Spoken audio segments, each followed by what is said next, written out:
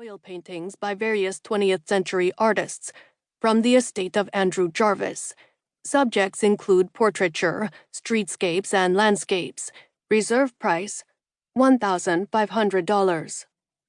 I tuned back to the bidding in time to see Scarlet Suit raise her hand.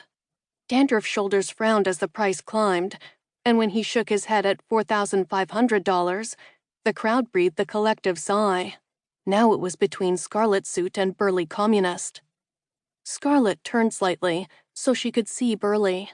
Her lips parted with excitement. He looked anxious but determined. The rising tension seemed to make the room hotter. I tugged off my cardigan, yanking my arm up to pull off the tight sleeve. The auctioneer, noting my gesture, pointed his gavel. "We have a new bidder at $5,500. Oh my God. My head swam, and for a second I thought I was going to pass out. I swallowed hard. Oliver's face had gone a deep shade of tomatoey red, and even Louise looked startled. The auctioneer's voice seemed to come from underwater. "Do we have another bid?" Everything moved in slow motion. I stared at Burly Communist, willing him to raise his hand. He glared back, obviously annoyed that I was entering the bidding so late. I turned to Scarlet Suit and nearly cried with joy when I saw her hand flutter. $6,000 for the lady in red," the auctioneer said. I sank back in my chair with relief. Oliver wheezed beside me, clutching his chest. "You gave me heart palpitations," he hissed. I was too ashamed to say a word. "You would have put the Dominion Archives in an extremely difficult position," Oliver continued. "We do not have money to waste on frivolous jokes." "It wasn't a joke," I whispered back. "I was hot and took my sweater off." Louise leaned across me, not bothering to whisper. "Golly, Oliver, relax. No harm done." She fanned herself with the catalog. "I don't blame the kid. I'm hotter than a whore in church." Her comment drew stares from our neighbors. Oliver ignored us both, turning his attention back to the sale. I focused on the auction, willing back tears, and hoping my latest blunder wasn't going to end my career. At $8,000, Scarlet Suit bowed out. The auctioneer banged his gavel, dabbing his forehead with a white handkerchief. "Sold to the gentleman for $7,500.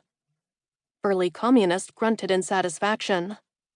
"Ciboire," muttered Louise. "That idiot dropped a pile on a bunch of junk. I hope he doesn't bid on our ledgers, or he'll fuck us." I flipped through the catalog to read the description of our lot. Business records belonging to Henry Jarvis, cabinet minister during Prime Minister Bennett's term. Lot consists of 116 leather-bound ledgers pertaining to farm business. Material is in excellent condition and comes from the estate of Henry Jarvis' son, Andrew. As starry-eyed as I was about archives, even I could tell that this purchase wasn't likely to cause a bidding war. My suspicions proved correct, and the only competition we faced was a couple of telephone bids from the University of Alberta, which apparently already held most of the Henry Jarvis collection. Louise whispered advice on bids to Oliver, and we easily won the lot. "Stealing the ledgers right from under those Alberta cowboys," Oliver said. After the bidding, we were ushered to the office, a small space tucked between the reception and auction room. We crowded around the desk as a clerk wrote up the purchase and gave Oliver the receipt.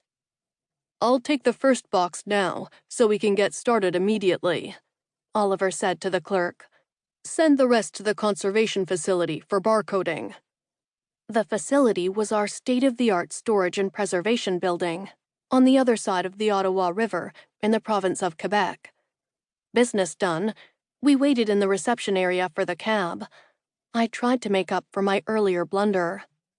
"Oliver, I'd love to work on the Jarvis material." He frowned.